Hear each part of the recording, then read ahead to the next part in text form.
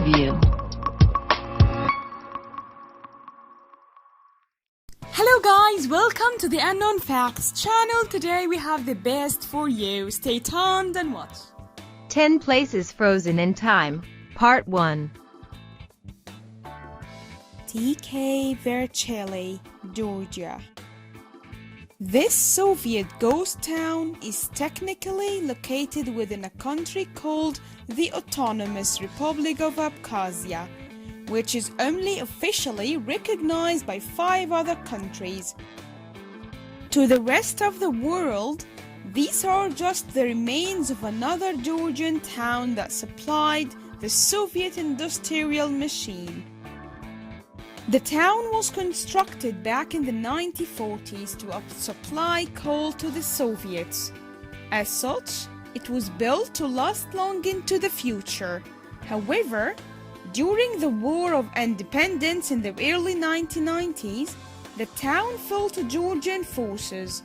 Tkvarcheli was occupied by the Georgians for more than a year, until Abkhaz forces reclaimed the town with the help of the Russians. Sadly for the town, it was too late, as the Soviet era was already in decline. The population of the town steadily dwindled until it was eventually abandoned for good. Nowadays, it serves as a creepy reminder of life at the height of the Soviet Union.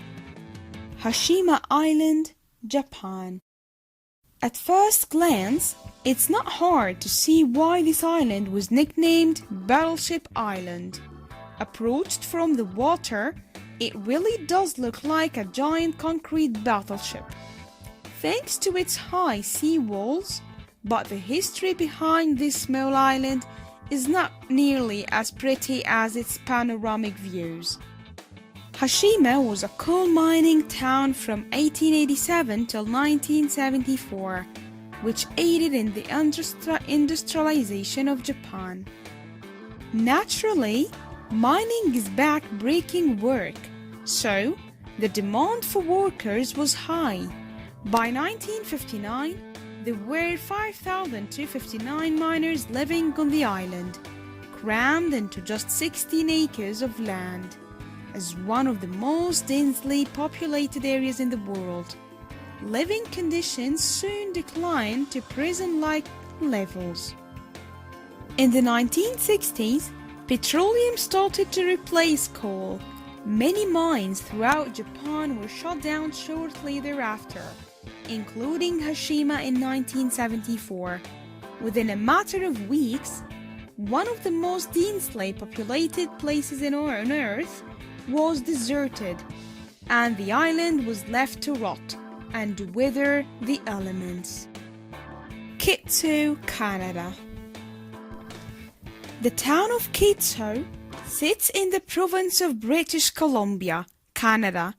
It featured more than 100 homes, 200 apartments, and a hospital, a shopping mall, movie theater, sports center, and a bank. What more could you ask for this far up north? The only missing thing is the people. The town formed in 1979 around the steel production industry after a molybdenum source was found nearby.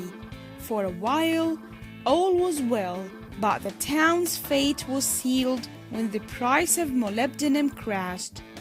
As a result, the mine was shut down, and by 1983, Kitsault had turned into a ghost town almost overnight.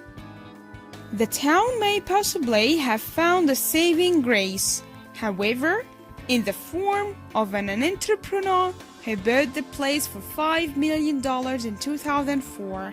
He hopes to resurrect the town from its slumber, but only time will tell if the plan is successful. The Parisian time capsule apartment. Time capsules are always fascinating, as they provide a direct, unobstructed view into the past, although most time capsules found nowadays are intentional. It's exciting to stumble upon accidental ones like this amazing apartment in Paris. In the 1940s, the apartment was owned by Mrs. de Florane, who fled south just before World War II broke out. She left her apartment locked, never to return again, which is how it remained for 70 years. After de Florane passed away, the apartment was finally opened for her heirs to take inventory. Underneath layers of cobwebs and dust, everything was found just as de Florane had left it, including a stunning painting of a woman dressed in pink.